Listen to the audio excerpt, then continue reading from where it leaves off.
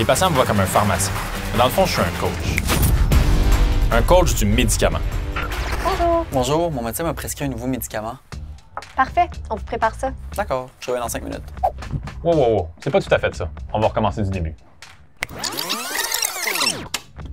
Bonjour. Bonjour, mon médecin m'a prescrit un nouveau médicament. Parfait, ça va prendre 30 minutes. 30 minutes? Comment ça? En fait, c'est tout un processus de recevoir et de préparer une nouvelle ordonnance. Je vais expliquer tout ce que ça implique et pourquoi la pharmacie fast-food, c'est terminé. Pour quelle raison le médecin vous a prescrit ce médicament? Si la technicienne pour cette question, c'est pour faciliter le travail du pharmacien lorsqu'il prend l'analyse du dossier plus tard.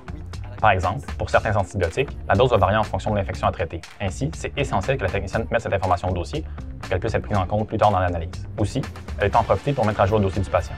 Par exemple, en demandant les allergies ou en vérifiant si le patient prend des médicaments en vente libre. Ça fait le tour pour moi. Si vous voulez patienter dans la salle d'attente ou si vous avez autre chose à faire en attendant, pas de problème. Merci. Par la suite, la technicienne doit informatiser l'ordonnance, c'est-à-dire entrer toutes les informations qui la concernent dans le dossier patient. Par exemple, le nom du médicament, le nombre de comprimés et le nombre de renouvellements prescrits. C'est aussi la technicienne qui s'occupe des réclamations aux assurances. Et bien sûr, il faut préparer le médicament.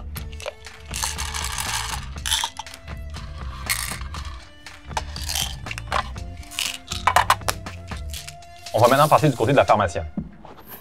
Premièrement, la pharmacienne doit faire la validation réglementaire de l'ordonnance, c'est-à-dire qu'elle vérifie que toutes les informations légales y sont présentes et que le prescripteur est autorisé à prescrire. Par exemple, un dentiste pourrait prescrire n'importe quel médicament lié à sa pratique, mais ne pourrait pas prescrire... Des contraceptifs. Exactement. Merci. Ensuite, elle fait la validation technique de l'ordonnance, c'est-à-dire qu'elle vérifie que toutes les informations sont entrées correctement dans le bon dossier patient. Pour continuer, elle fait la validation clinique de l'ordonnance. C'est à ce moment qu'elle utilise toutes ses connaissances d'experte du médicament. En ayant en tête l'information notée par la technicienne, elle se demande si le traitement choisi est le meilleur pour le patient. Si la dose, la posologie, la voie d'administration et la durée du traitement sont adéquats. Si le patient a une contre-indication au médicament. Si les autres médicaments du patient interagissent avec le nouveau traitement.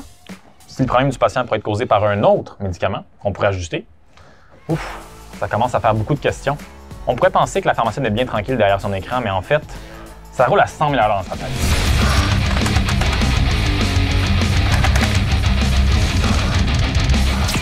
Si jamais elle détecte un problème, comme une interaction avec un médicament ou une dose à ajuster, la pharmacienne peut intervenir elle-même de façon autonome pour s'assurer que la thérapie soit optimale pour le patient. Par exemple, elle pourrait tenter de rejoindre le prescripteur, mais elle peut aussi ajuster ou substituer le traitement de façon autonome. Et dans certains cas, elle peut même amorcer un autre traitement complètement. Cette étape à elle seule peut prendre plusieurs minutes. Finalement, elle note un suivi à faire au dossier dans son agenda, elle vérifie que c'est le bon médicament dans le pot et se prépare à faire son conseil au patient.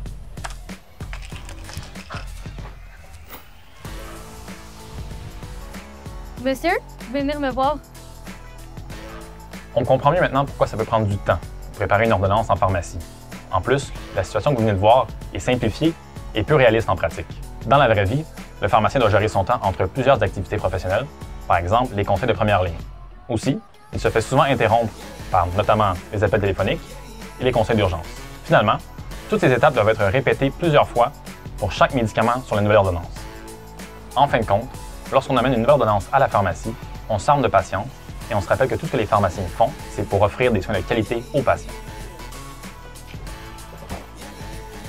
Et c'est reparti!